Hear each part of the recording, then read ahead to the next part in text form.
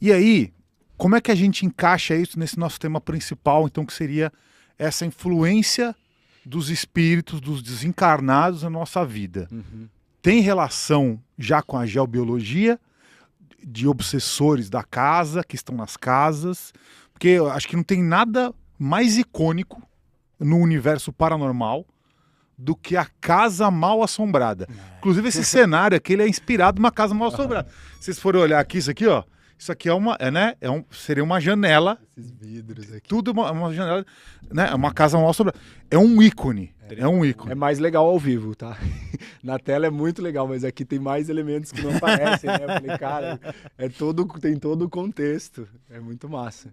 Então vamos lá, faz uma dissertação então sobre essa relação, então, Cara, de espíritos desencarnados, obsessores, geobiologia, casa mal assombrada. é muito interessante, né? Porque casa mal assombrada é uma coisa que é meio geral, né? E as pessoas não levam tão a sério. Mas você sabia que nos Estados Unidos, se não quase todos os estados, existe uma lei que você não pode vender nenhum imóvel que teve qualquer acontecimento assombrado. Você não pode vender um imóvel sem notificar o comprador. É interessante isso, hein? É uma lei, porque existem tantos imóveis mal assombrados lá que se você vende e não avisa o comprador, você tem que devolver o dinheiro para ele. Porque você não pode. Porque... Nos Estados Unidos, tá falando, Isso, né? em vários... Aqui não. Aqui não. Aqui você leva o fantasma Aqui junto e se lasca. cara. Só toma no rabo. E é uma coisa que não é tão levada a sério e tinha que ser, porque se você for observar, cara, é que a minha referência ainda é muito Rio de Janeiro, né? Que eu trabalhei muitos anos lá. Mas, por exemplo, você pega a Lagoa Rodrigo de Freitas, um dos metros quadrados mais caros do Brasil. Tem uma casinha abandonada num lugar que só prédio megalomaníaco. Você acha que nunca ninguém tentou comprar aquela casa? Por que não vende aquilo? Com certeza é questão espiritual. Né? E vários, né? Eu tô usando um exemplo extremo, mas muitas casas abandonadas que não vinga. E se você reparar, tem muitas ruas abandonadas, que é a rua inteira, várias casas uma do lado da outra. E aí você já vai percebendo que aquele campo ali tem alguma coisa, né? Que são espíritos, que aí a gente entra numa subdivisão que tem muitos níveis e hierarquias, né? Se a gente pensar que tem o reino elemental, ele tem os elementais da natureza, tem os elementais guardiões, a gente tem aqui os humanos, a gente tem os extraterrestres, tem os pleiadianos, arcturianos, muitos seres fazendo muitos trabalhos diferentes, alguns bons, outros não.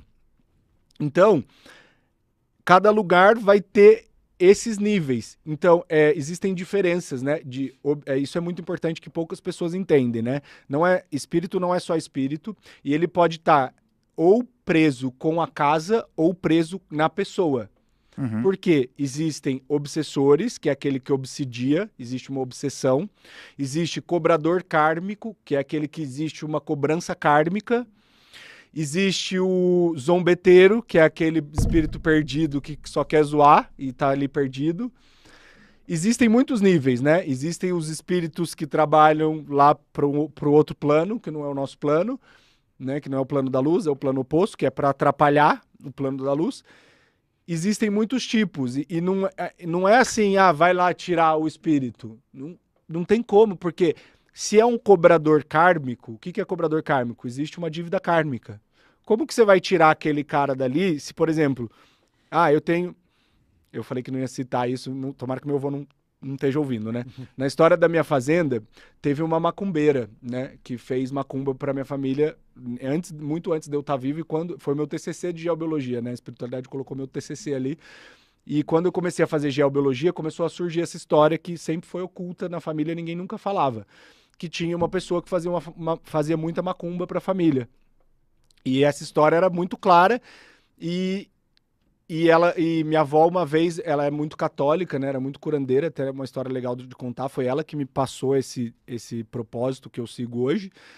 Um padre foi lá benzer a casa e ele mandou ela abrir todos os travesseiros. E dentro de um travesseiro tinha um rolo de arame farpado dessa mulher. E ela falava que fazia macumba pro meu avô. E o meu avô é muito blindado, um cara muito forte, nunca pegava nada nele. A minha avó teve 2 filhas que faleceram num acidente de carro com 18 anos. E isso foi um baque para minha família. Imagina, eu não era nem vivo, né? Muitos anos. E essa mulher falou pro meu avô, ela falou, não era para elas a macumba, era para você. E aconteceu com elas.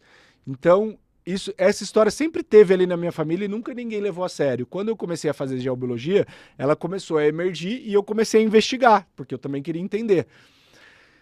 E eu entendi que essa mulher era a grande cobradora kármica da família. Lembrando que não existe gente ruim aqui, o planeta Terra ele é um acerto de contas. Tá todo mundo aqui buscando acertar a conta.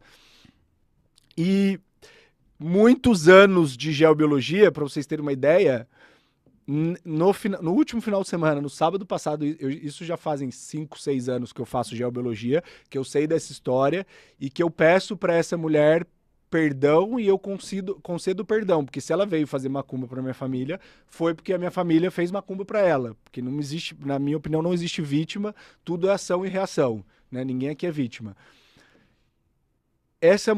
Sábado, meu avô me chamou lá, ele falou, Renato, você vê as coisas, né? Me ajuda aqui. Tem um espírito que fica vindo atrás de mim, cara, ele vem aqui, puxa meu dedo, me empurrou do banheiro, tá acontecendo alguma coisa.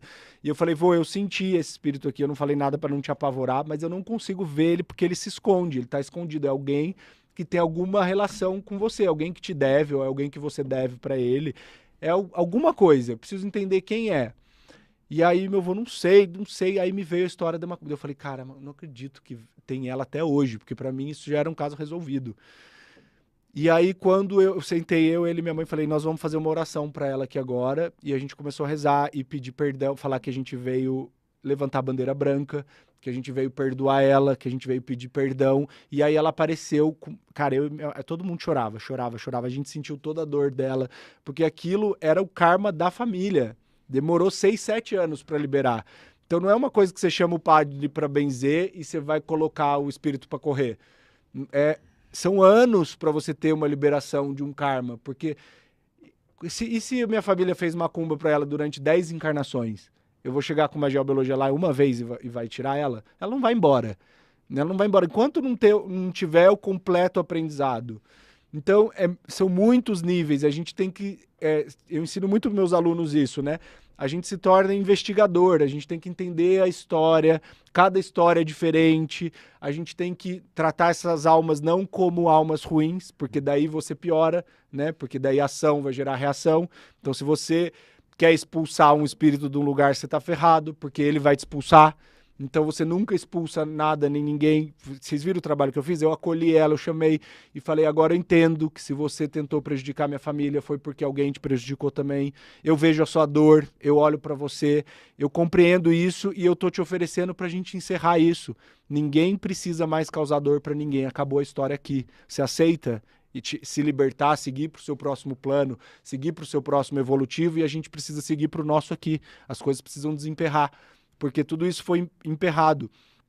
E aí eu fui investigando com a minha família, né?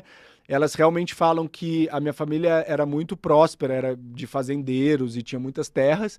E depois da morte dessas 2 filhas, a coisa desandou, que foi ladeira abaixo. Inclusive, as minhas tias dizem, inclusive um amigo meu falou, que lá é uma cidade, né? Pindamonhangaba, uma cidade pequena aqui no interior, que elas tinham fama de azaradas. Se você namorasse ela, você ia ter azar.